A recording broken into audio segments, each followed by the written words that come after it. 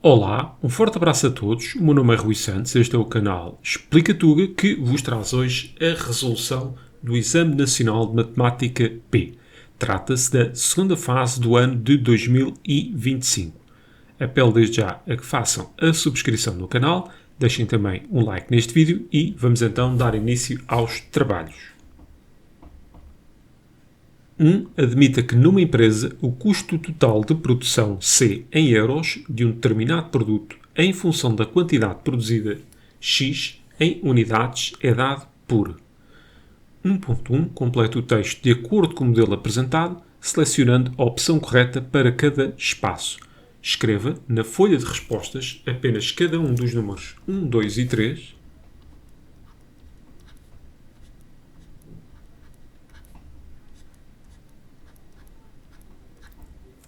seguido da opção A, B ou C selecionada. Lembrar que temos o custo total de produção em euros, a quantidade X vem em unidades e atenção ao domínio da nossa função X entre 0 e 150. A empresa tem custos fixos de produção relativamente a este produto, isto é, custos que não dependem da quantidade produzida no valor de... Bem, se eles já estão a admitir que existem custos que não dependem da quantidade produzida, então se eu não produzir nada, eu terei esses mesmos custos, corresponde ali àqueles 2.000 euros. Mas reparem que desta soma, o termo que diz ali 2.000 é o único que não depende de X. Por isso faz todo o sentido aquilo que eles estão a dizer. Vou passar agora à última. Se a empresa produzir 10 unidades, o custo por unidade é igual a... Bem, se eu produzir 10 unidades, o custo total é dado por C de 10.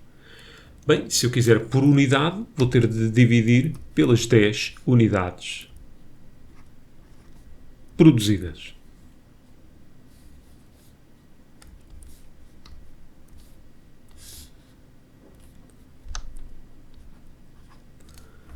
Substituir só o X por 10. 10 ao cubo dá 1000.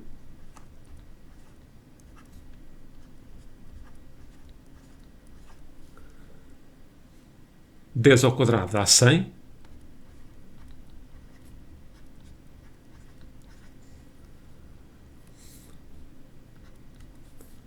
Aqui mais 1000, porque x é 10, mais os 2000, corresponde, como já vimos, aos custos fixos.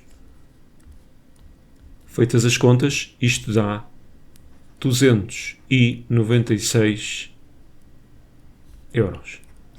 Bem, porque é que eu deixei a segunda para o fim? Porque se nos estão a pedir o valor máximo, então eu vou ter de usar a máquina de calcular para determiná-lo. Vamos então aqui a funções e carregar no Enter para introduzir a nossa função.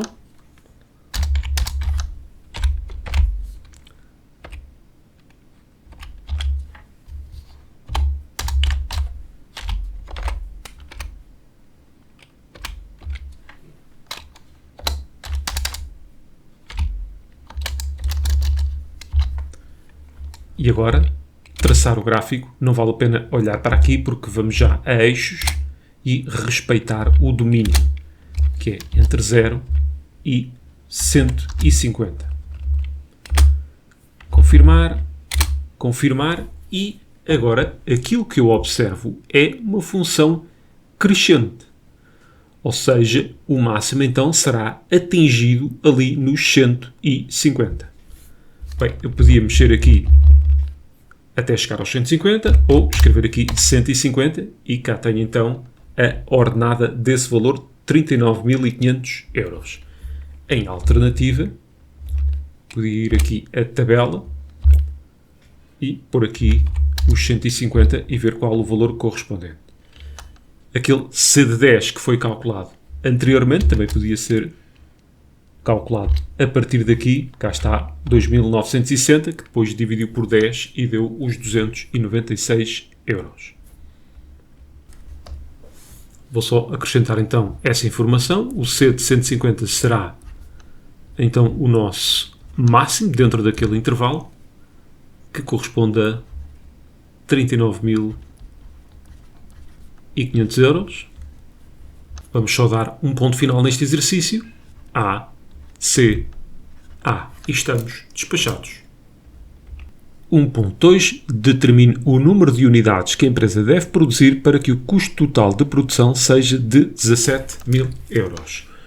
Por vezes há aqui alguns problemas relativamente às unidades em que isto vem expresso, mas temos aqui unidades, temos aqui unidades e o custo total vem em euros e o valor que nos dão também está em euros. Por isso, basta fazer o seguinte: igualar o C de X a 17.000 e ver qual o valor correspondente. Tenham atenção quando por vezes aqui está em milhares de euros ou pedem-nos, por exemplo, o valor em dezenas de unidades, temos de ter sempre atenção relativamente a isso.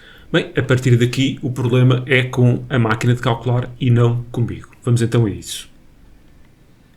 É só vir aqui a funções, onde está ainda a nossa função da linha anterior, que é a mesma de agora.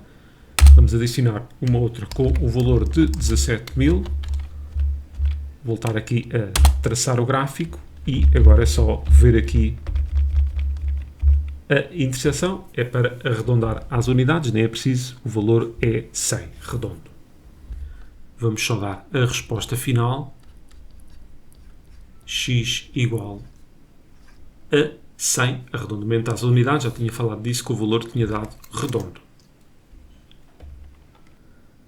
2. Pretende-se construir um monumento de homenagem a Luís de Camões. Foram apresentados 3 projetos, P1, P2 e P3, tendo como base uma esquematização do livro Os Lusíadas, tal como se sugere na fotografia da figura 1. Na figura 2, que não está à escala, apresenta-se um esquema do monumento em que ABEF e BCDE são retângulos geometricamente iguais.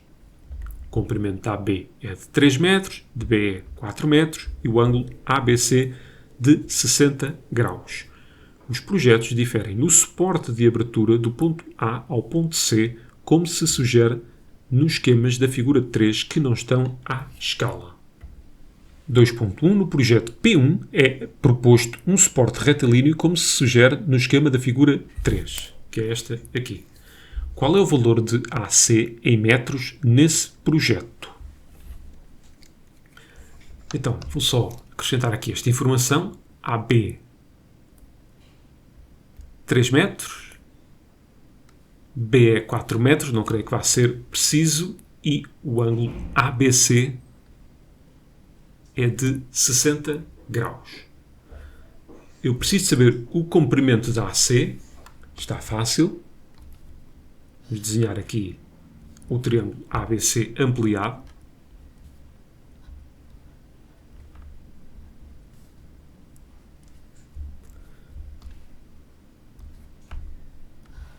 Vamos dividir aqui a meio.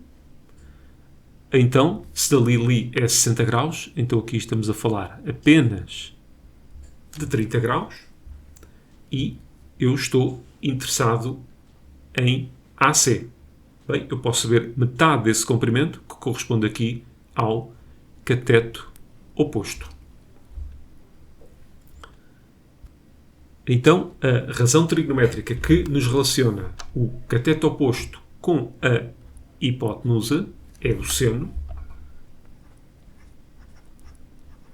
Seno de 30 graus é igual ao cateto oposto, que reparem que é metade de AC,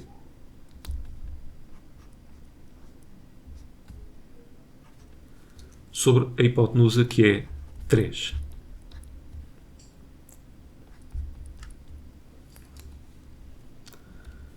Seno de 30 é 1/2.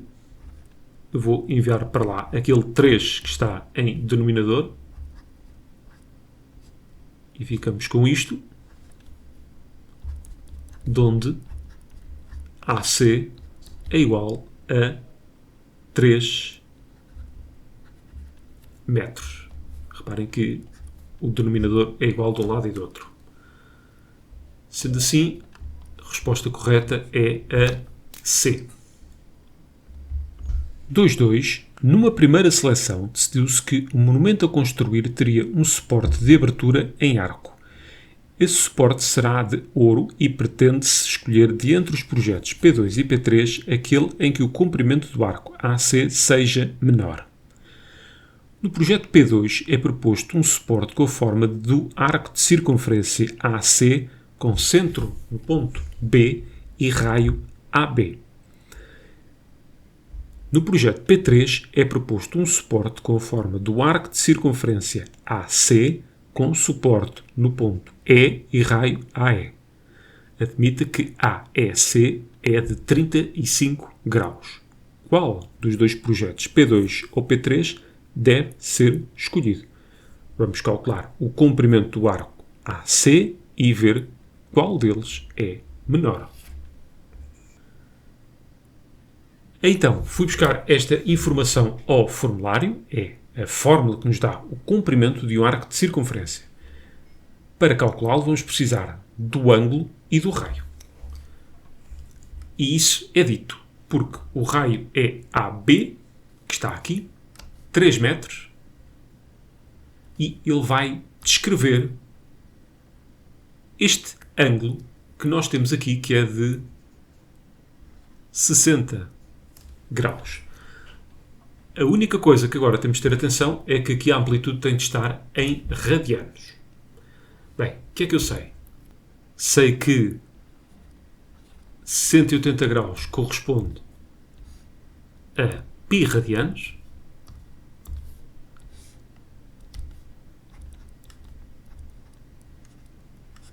Então, 60 graus irá corresponder ao tal ângulo alfa que nos aparece ali, já em radianos.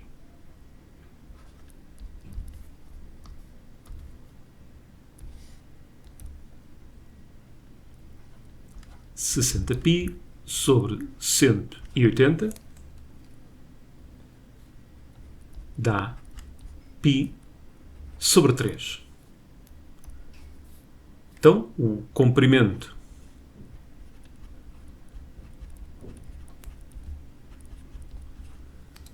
do arco AC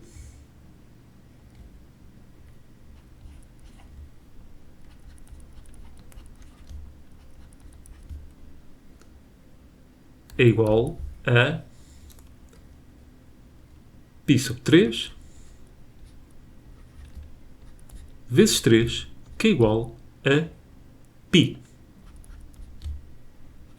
metros. Agora, vamos calcular o mesmo arco AC da outra figura, do outro projeto, e comparar com este. Vamos agora ao projeto P3 e aquilo que me chama logo a atenção ao início é que desta vez eu não tenho o raio, que é o comprimento de AE.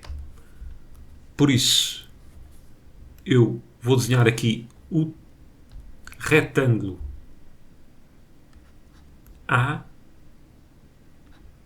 B, E, F, que é aquela capa do livro, por assim dizer. Eu estou interessado neste comprimento. E o que é que eu sei mais? Sei que AB é 3 e sei que BE é 4. Teorema de Pitágoras. AB ao quadrado mais BE ao quadrado há de ser igual a AE ao quadrado. AE ao quadrado será 3 ao quadrado mais 4 ao quadrado. 9 mais 16 dá 25. Agora é só fazer raiz. Eu só estou interessado na raiz positiva, porque se trata de um comprimento. Raiz de 25, que é 5.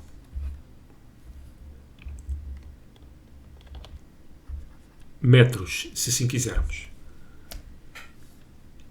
No que respeita ao ângulo, o ângulo daquele arco, que é este, eu tenho ali o valor, 35 graus.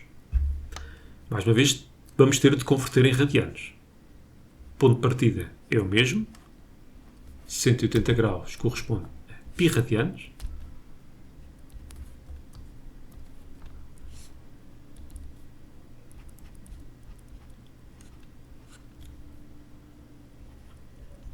35 graus, então, há de corresponder ao nosso alfa. –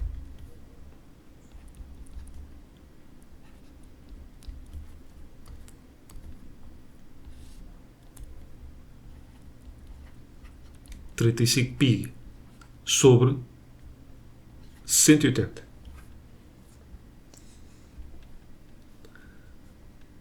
Que dá 7 π sobre 36. Agora, o comprimento do arco AC há de ser igual a este ângulo vezes o raio. 35 π sobre 36. Por pouco, mas o denominador é menor que o numerador. Logo, isto é seguramente menor do que π. Bem, se é menor este comprimento do que o anterior, então o projeto P3 é o projeto escolhido. O PISA, Program for International Student Assessment, desenvolvido pela OCDE, Organização para a Cooperação e Desenvolvimento Económico, é um instrumento que visa avaliar a literacia dos alunos de 15 anos em várias áreas. 3.1. Na tabela 1 apresentam-se as pontuações médias nas áreas de leitura e da matemática obtidas pelos alunos portugueses de 15 anos que participaram em algumas edições do PISA em vários anos. Admita válido um modelo de regressão linear da pontuação média em matemática, Y, sobre a pontuação média em leitura X, obtido a partir dos dados apresentados na tabela. Suponhamos que, num certo ano, os alunos portugueses de 15 anos que realizaram o teste obtiveram 495 de pontuação média em leitura. Estime, com base no modelo proposto, o correspondente valor da pontuação média em matemática. Na sua resposta, apresente os valores dos parâmetros da equação da reta de regressão linear de y sobre x arredondados com 3 casas decimais. O valor pedido arredondado às unidades. Bem, neste momento não há muito mais a fazer. A equação da reta de regressão linear de y sobre x será desta forma. E agora vamos ter de determinar, através da máquina de calcular, os valores do declive e da ordenada na origem. Vamos aqui a regressão e introduzir os valores de x e de y.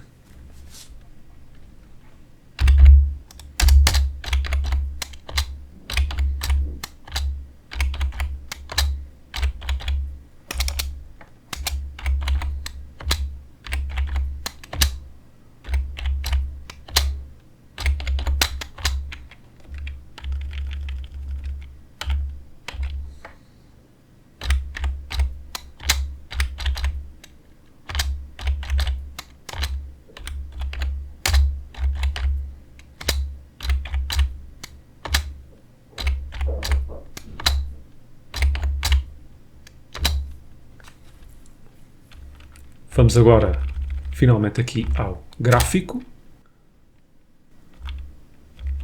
regressão, e aqui regressão linear.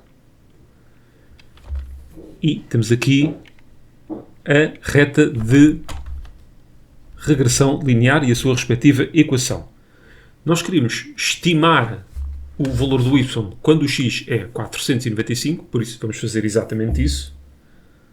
É só digitar 495 e temos aqui toda a informação necessária para responder ao resto da pergunta.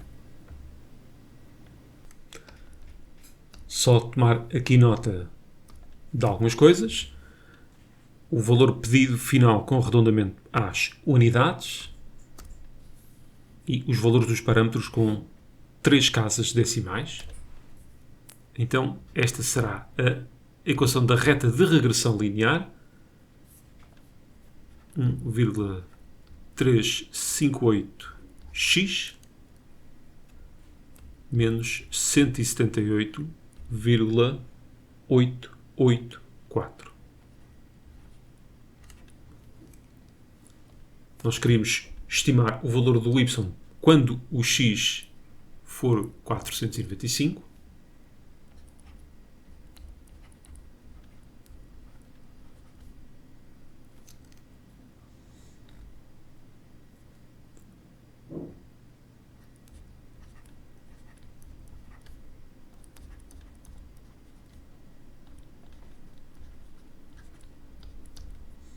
E temos ali esse valor que deverá ser arredondado às unidades. 493 foi então a pontuação obtida a matemática. 3.2. Em Portugal, no ano de 2022, o PISA foi aplicado a 6.793 alunos. As competências de leitura são classificadas em 6 níveis de proficiência que variam do nível 1 ao nível 6. O gráfico da figura 4 é referente aos níveis de proficiência em leitura em Portugal. De acordo com este gráfico, 4,7% dos alunos alcançaram os níveis 5 ou 6, top performers, e 23,1% dos alunos pontuaram abaixo do nível 2, low performers. E temos esses dados ali naquele gráfico em baixo. Quantos alunos aproximadamente atingiram os níveis 2, 3 ou 4? Então, vamos com calma. Aqui neste bocadinho, que corresponde à percentagem de 4,7%, temos os níveis 5 e 6.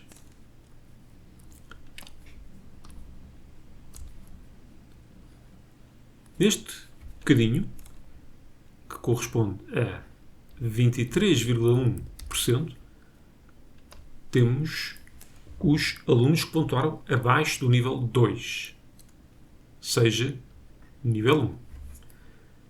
Então, o que nos sobra é exatamente aquilo que se quer. 2, 3 e 4. Então, vamos multiplicar 6.793 pela percentagem correspondente, que há de ser 100% menos 23,1 menos 4,7. Como usei percentagem, vou ter de dividir por 100, o que dá 4.905 alunos da linha B. 4. Todos os anos a Antónia compra vários livros na Feira do Livro de Lisboa, uns para si e outros para oferecer. Este ano comprou 3 livros de literatura e 2 livros técnicos, todos diferentes. A Antónia vai tirar à sorte 2 desses livros para os oferecer ao Bruno. Determine a probabilidade da Antónia oferecer pelo menos um livro de literatura ao Bruno. Apresente o valor pedido na forma de percentagem. Aqui optei por uma tabela de dupla entrada. Então, livros de literatura são 3, vou-lhes chamar L1, L2, L3 e os técnicos T1, T2. Também dupla entrada porque estamos a oferecer 2 livros. Torna-se mais fácil.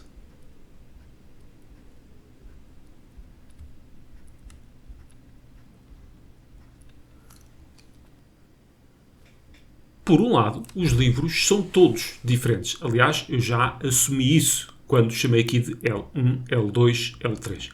Por isso, é impossível ela oferecer 2 livros iguais. Por isso, vamos retirar daqui L1, L1, L2, L2 e por aí fora. Por outro lado, ela oferecer L1 e L2 ou L2 e L1 é a mesma coisa. Para que não haja duplicados, vamos retirar aqui a parte inferior da tabela. Agora vamos assinalar aquilo que nos interessa, ou seja, casos em que ela está a oferecer pelo menos um livro de literatura.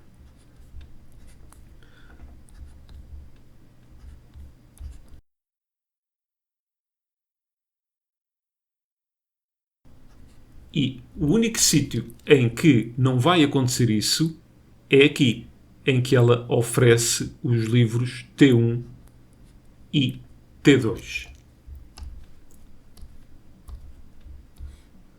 Então temos 9 situações que nos interessam, em 10 possíveis, para ficar em percentagem, vamos multiplicar por 100, 90%.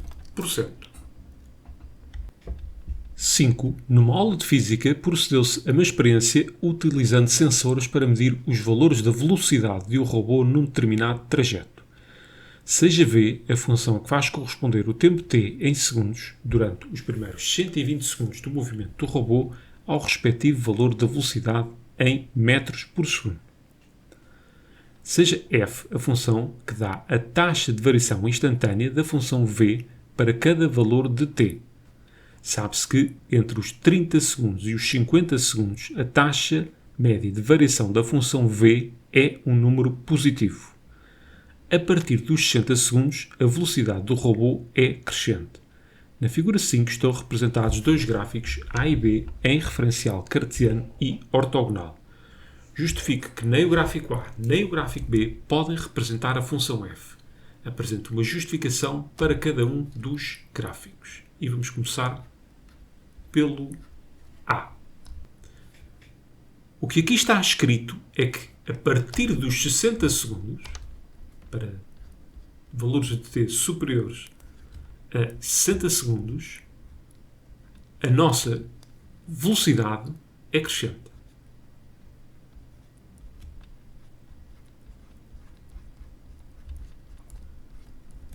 Então, a taxa de variação instantânea desta função, v, que neste caso se chama f maiúsculo, deveria ser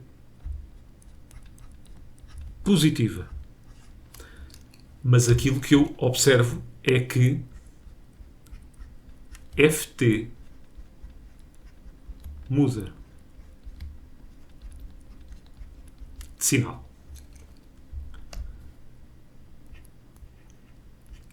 Vamos ao outro gráfico.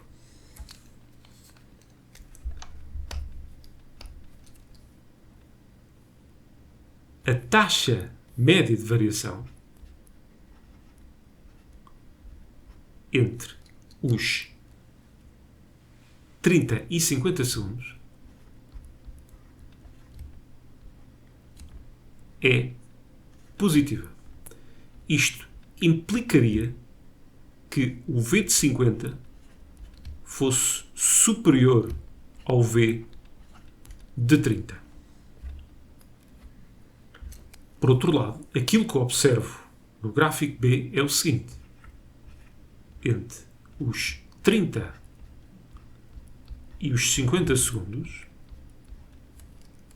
f de t é menor ou igual que 0. O que teria como consequência que o V de 50 fosse menor ou igual que o V de 30. E estas duas coisas não podem ser ambas verdadeiras. Sendo assim, o gráfico B fica também por terra. E está concluída a questão 5. Questão 6, que se não é a mais difícil, é pelo menos a mais trabalhosa do exame. A figura 6 é uma fotografia de uma tigela datada do século XI, com a representação de uma corça exposta no Museu de Mertla. A figura 7 é uma representação geométrica plana da vista de cima dessa tigela. No esquema da figura 7, que não está à escala, podem observar-se duas circunferências concêntricas de centro O com diâmetros 20 e 12 cm. Uma linha poligonal constituída por 16 segmentos de reta com igual comprimento, cujos vértices pertencem alternadamente a uma e a outra circunferência. Em cada uma das circunferências, os arcos de circunferência entre dois pontos consecutivos têm o mesmo comprimento. 6.1. Determine o comprimento da linha poligonal constituída pelos 16 segmentos de reta. Apresenta o resultado em centímetros arredondado às décimas. Em cálculos intermédios, se proceder a arredondamentos, utilize 4 casas decimais. Bem, eles só nos dão os diâmetros. O diâmetro maior é de 20 cm. O diâmetro menor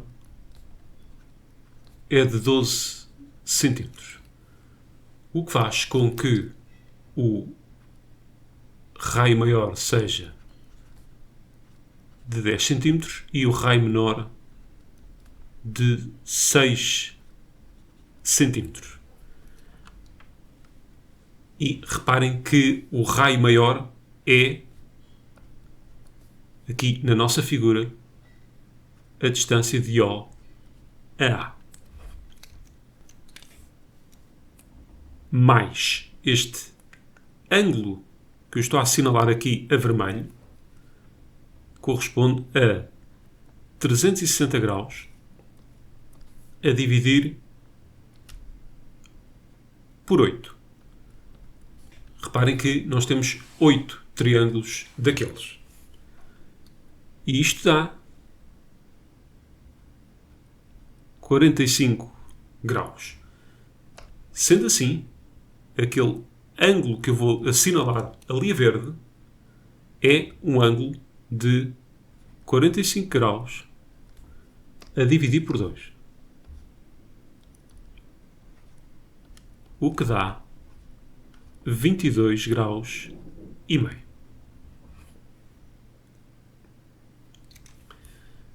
Já agora, e eu não assinalei isso aqui, reparem que OB é o raio menor. Esta circunferência que eu aqui desenhei é a circunferência de dentro.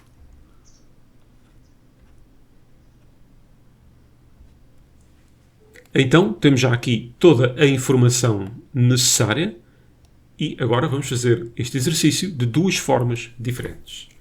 Na primeira, vamos começar por pegar no triângulo BCO.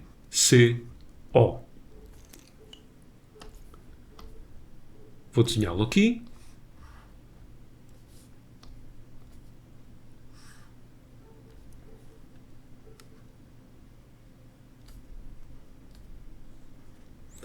O que é que nós sabemos? Sabemos a hipotenusa, que é 6, e sabemos aquele ângulo, 22 graus e meio.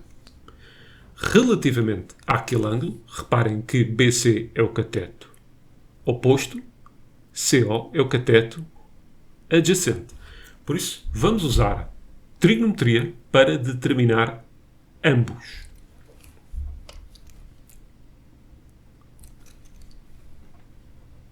Vamos começar por BC. Vamos ter de usar o seno, que é quem relaciona o cateto oposto com a hipotenusa.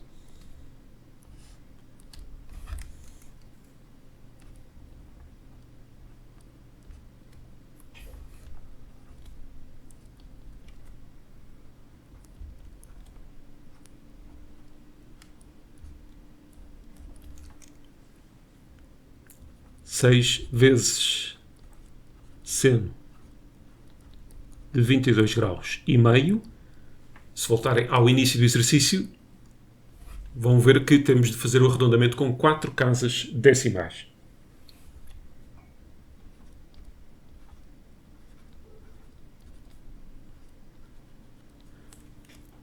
Agora podíamos fazer o teorema de Pitágoras, porque já temos a hipotenusa e um dos catetos, mas é mais simples continuar a usar trigonometria. Não se faz tantas contas.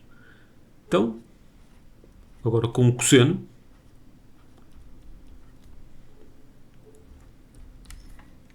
é um cálculo em tudo idêntico. Vamos ficar com CO.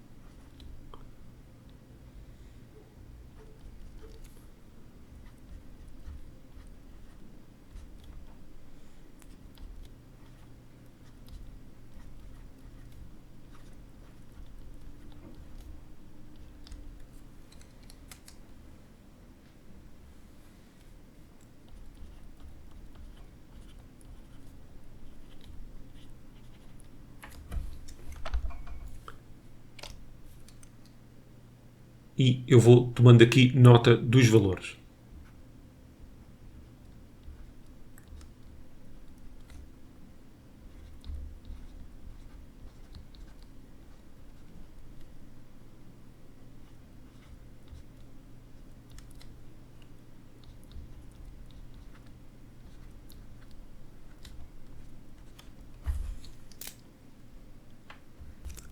Agora vamos pegar em BAC, porque reparem que o nosso objetivo final é saber BA, porque depois teremos 16 segmentos de reta daqueles.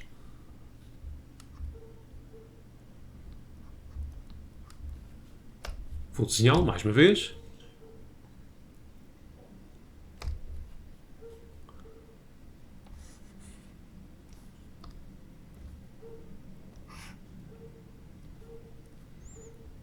É um triângulo retângulo.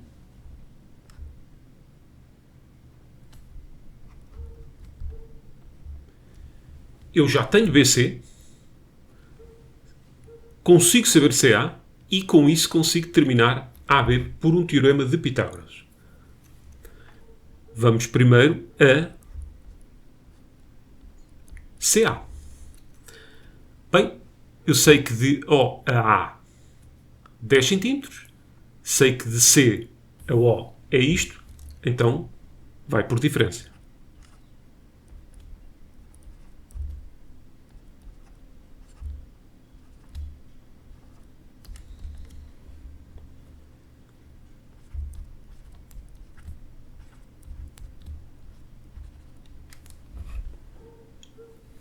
E agora é só fazer o teorema de Pitágoras que eu estava a falar.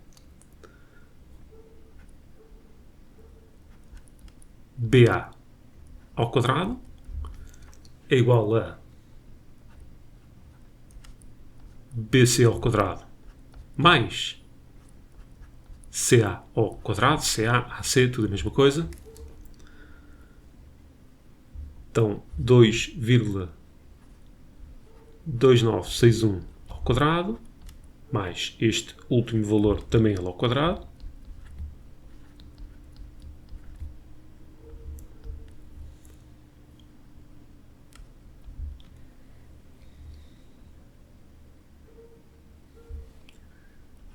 Vinte e cinco vírgula 1343.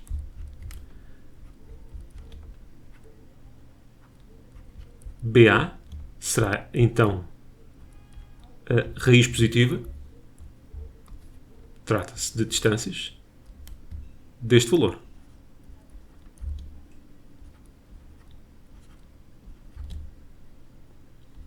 Que dá 5,0134.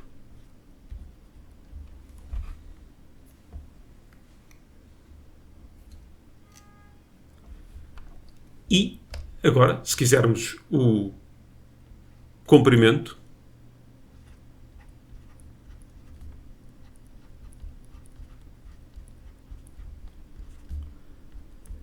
é só multiplicar este valor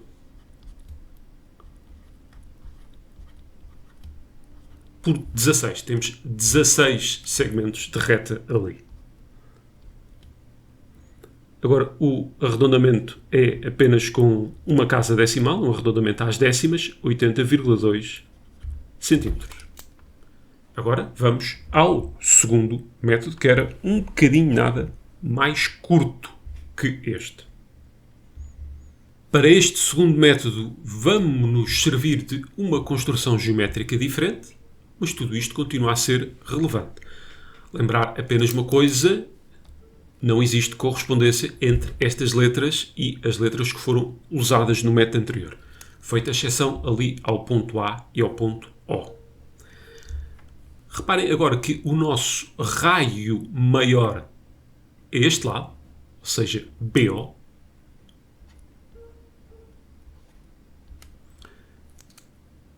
Já o raio menor será OD.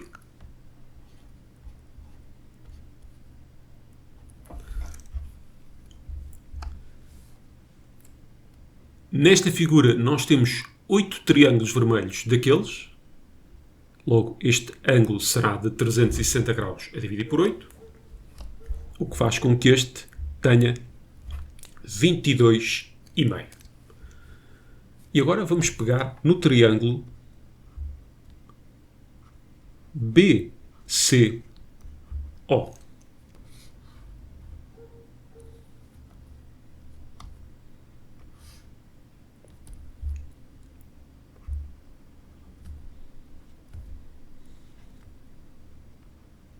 É retângulo. Nós temos BO, 10 cm. Temos este ângulo de 22,5. Este será o cateto oposto relativamente àquele ângulo. Aqui cateto adjacente. Então podemos descobrir BC e CO. De maneira muito idêntica àquela que foi feita há pouco. Tive de fazer aqui uma pausa para que o cão se calasse. Vamos continuar. Então, para se obter o cateto oposto, vamos usar o seno.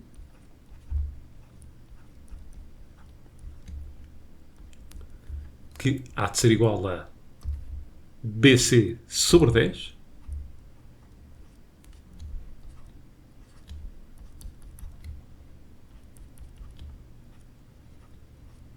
Onde BC é igual a 10 vezes seno de 22,5.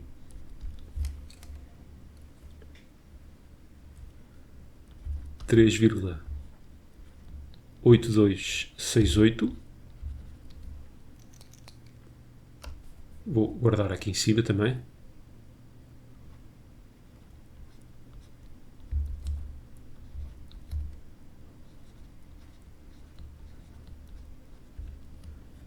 E agora, com o cosseno, tiramos o CO.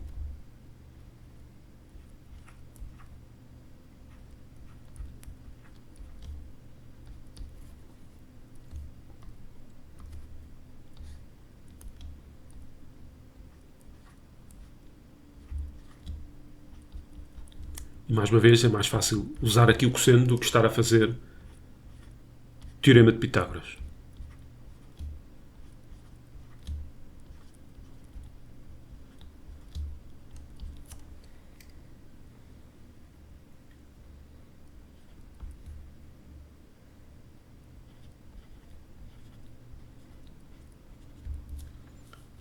E vou tomar nota, mais uma vez também, do valor aqui em cima.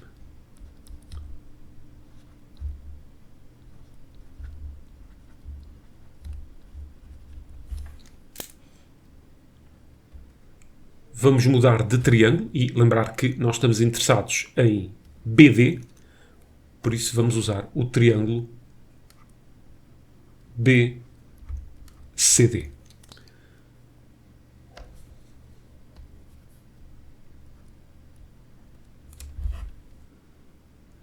Nós temos o valor de BC, podemos ter também o de CD.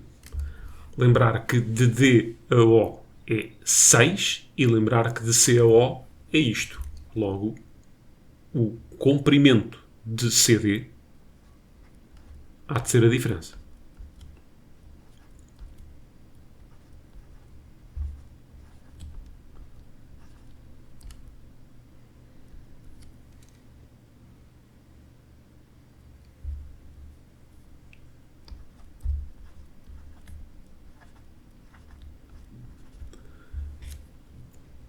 Temos um cateto, temos outro, teorema de Pitágoras para tirar BD.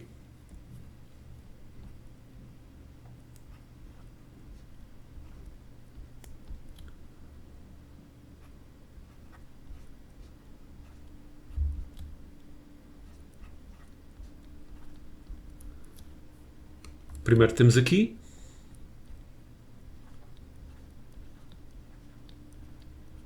O segundo temos aqui.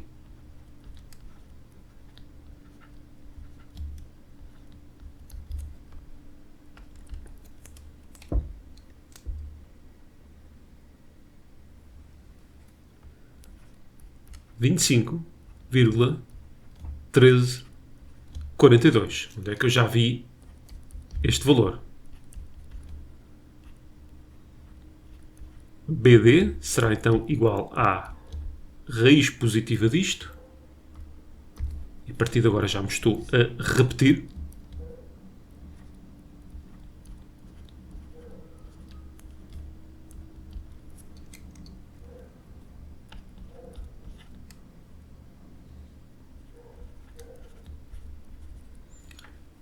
E então o comprimento que se cria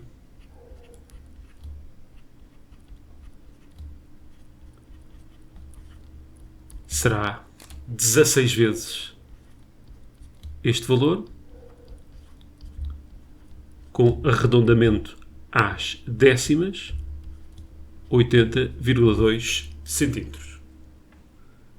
E, tal como eu tinha dito de início, não era o mais fácil dos exercícios e muito menos o menos trabalhoso. 6.2, na figura 8, está representado em referencial, ortogonal e monométrico OXY, o esquema da figura 7, em que o ponto A é um vértice da linha poligonal, os pontos de interseção da circunferência de diâmetro 20 cm com os eixos coordenados são vértices da linha poligonal. A unidade de medida no referencial é o centímetro. Determine as coordenadas do ponto A. Apresente os valores das coordenadas arredondados às décimas e, por fim, em cálculos intermédios, se proceder a arredondamentos, utilize duas casas decimais. Só tomar aqui nota dos arredondamentos. Se atendermos à própria simetria da figura, logo se verifica que esta reta que eu acabei de desenhar e que passa no ponto A não é mais do que a bissetriz daquele quadrante e que tem como equação y igual a x. Ou seja, o ponto A tem coordenadas x, x. Ou, se quisermos, aquele ângulo ali é de 45 graus. Nós sabemos o raio desta circunferência, que corresponde à distância de OA.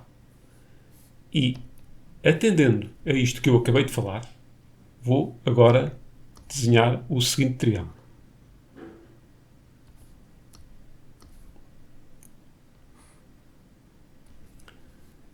Se olharmos para este triângulo, logo se verifica que ele é isósceles, ou seja, este lado é igual àquele. E, já agora, em termos de medida, cada um deles mede x.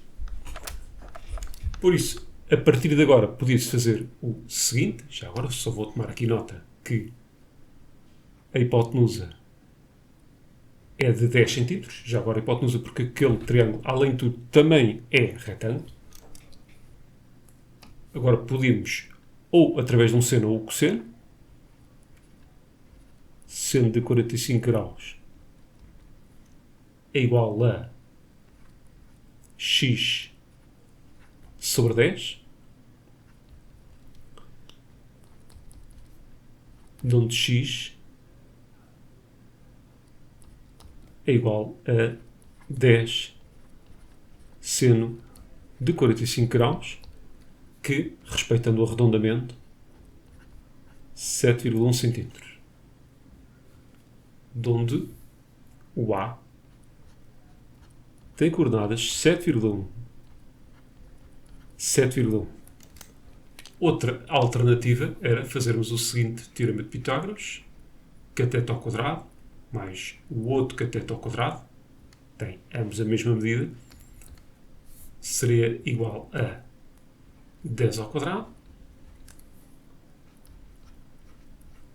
2x ao quadrado igual a 100, x ao quadrado igual a 100 a dividir por 2, onde x seria a raiz positiva de 50, porque se trata de um valor positivo, que daria, com o arredondamento às décimas, os mesmos 7,1. 7. Para medir a temperatura, podem utilizar-se diferentes escalas. Escala Celsius, em graus Celsius, utilizada, por exemplo, na Europa, na qual, em certas condições, 0 graus Celsius e 100 graus Celsius correspondem, respectivamente, ao ponto de congelamento e ao ponto de ebulição da água. Escala Fahrenheit, em graus Fahrenheit, utilizada, por exemplo, nos Estados Unidos da América.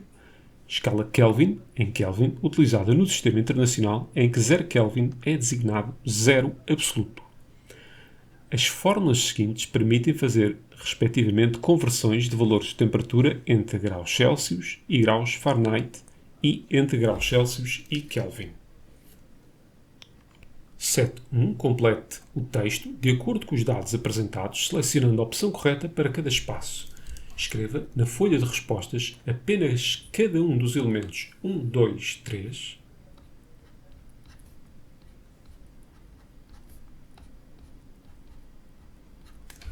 seguido da opção A, B ou C selecionada. O valor da temperatura de congelamento da água em graus Fahrenheit. Então, a água congela a 0 graus Celsius. Então, vamos pegar aqui. F é igual a 1,8 vezes 0 mais 32. Já agora é esta a fórmula que relaciona Fahrenheit com Celsius. O que dá 32 graus Fahrenheit.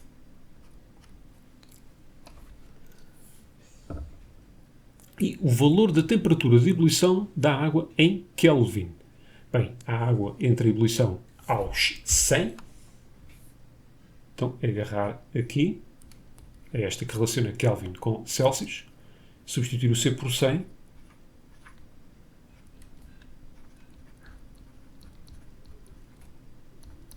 O que dá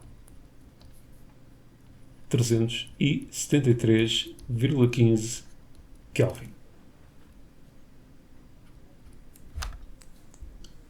O zero absoluto da escala Kelvin corresponde a quantos graus Celsius? É agarrar da mesma forma. O zero absoluto é 0 Kelvin. Então, a nossa incógnita, neste momento, vai ser o C.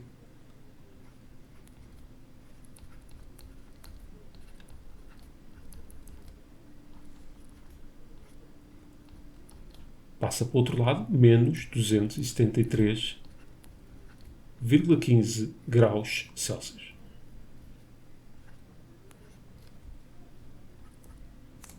Então, CCA.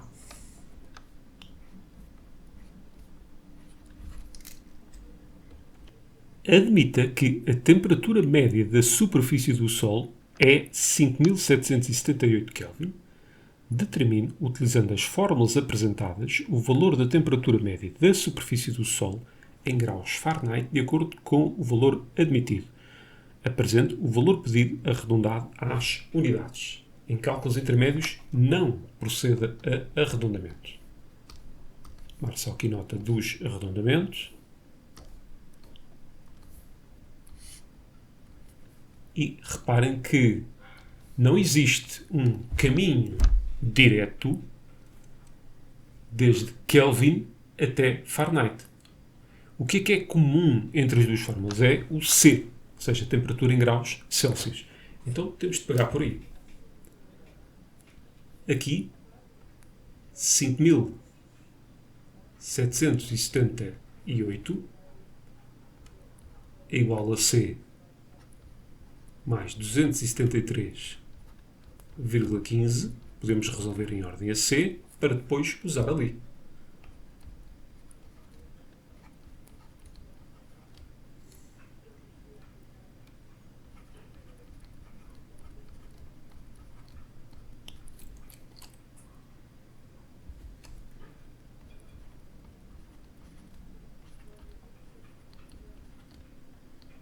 Cá tenho então o meu ponto de ligação entre as duas fórmulas. E agora já podemos resolver em ordem a F 1,8 vezes a temperatura em graus Celsius que já temos.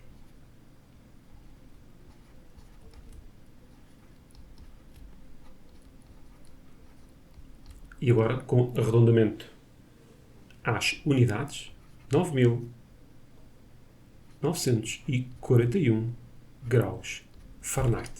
Está despachado. 8. Na figura 9 estão representados os três primeiros elementos de uma composição geométrica com hexágonos regulares H1, H2 e H3, em que cada hexágono, a partir do segundo, tem 1/4 da área do hexágono anterior. Considere que a área do hexágono 1 é 1, determina a área do sétimo hexágono desta composição geométrica. Apresente o valor pedido na forma de fração. Então, se a área do hexágono seguinte corresponde à área do hexágono anterior vezes 1/4, vamos dizer que é 1/4 da área do hexágono anterior, então eu não tenho dúvidas que estou perante uma progressão geométrica com as seguintes características. H de 1 é 1, isso é dito aqui em baixo, e a razão é 1/4. Termo geral de uma progressão geométrica tem este aspecto.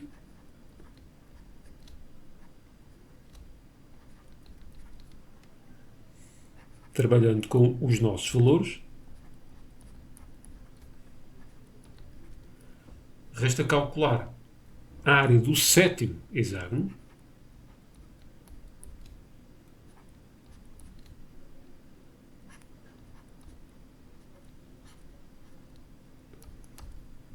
N é 7, logo 7 menos 1, 6.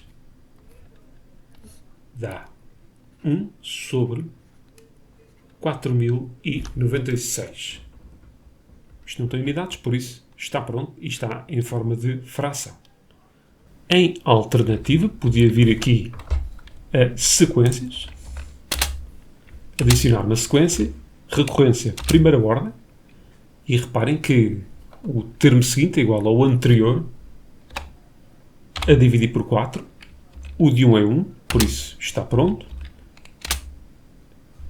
Podíamos vir aqui ao gráfico, mas o melhor era mesmo aqui em tabela e vermos aqui o valor correspondente ao sétimo termo. Bem, mas agora vocês podem dizer, grande ajuda, os valores não estão na forma de fração. Então, clique aqui em cima do valor e vamos fazer copy. Vamos aqui a cálculo e agora fazer paste. Cá tenho o nosso valor e agora, se pousarem lá em cima, está 1 sobre 4.096. 9. Em Portugal, para se apurar o vencedor das eleições presidenciais, utiliza-se o método seguinte. Realiza-se uma primeira votação, na qual é eleito Presidente da República o candidato que obtiver mais de 50% dos votos validamente expressos. Se tal não se verificar, realiza-se uma segunda votação em que participam apenas os dois candidatos mais votados. Na primeira votação, sendo eleito presidente o candidato mais votado na segunda votação, ou seja, na segunda votação é maioria simples. Na tabela 2 apresenta-se o resultado da contagem dos votos validamente expressos atribuídos a cada candidato concorrente a umas eleições presidenciais em Portugal. Justifique que nesta eleição foi necessária a realização da segunda votação e identifique os candidatos que nela participaram. Vamos ver aqui o total de votos.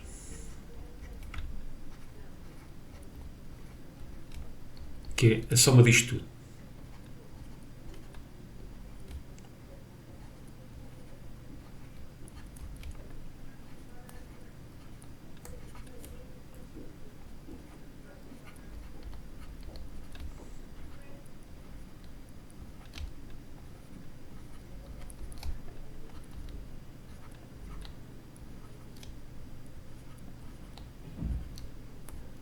Igual.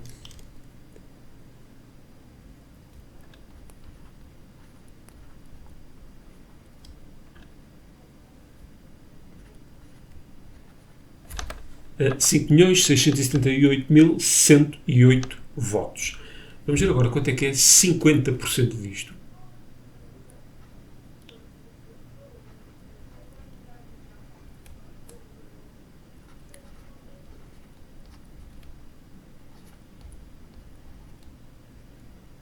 O que dará?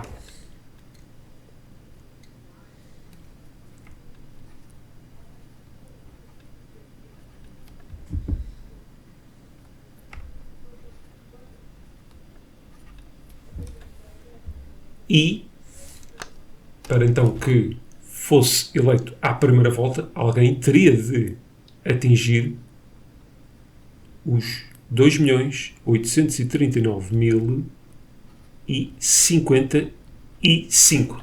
Caso contrário, daria empate. Ninguém obteve este valor.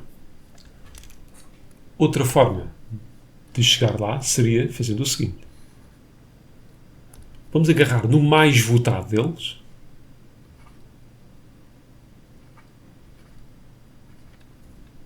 Que será o Freitas do Amaral. Dividir isto pelo total.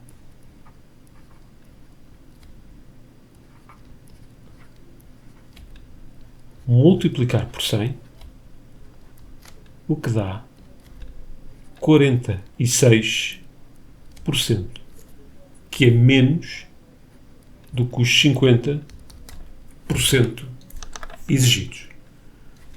Sendo assim, para a segunda volta, vai seguir o candidato B e o candidato A. E, spoiler alert, foi o candidato A que acabou por ganhar na segunda volta, concentrando os votos dos restantes.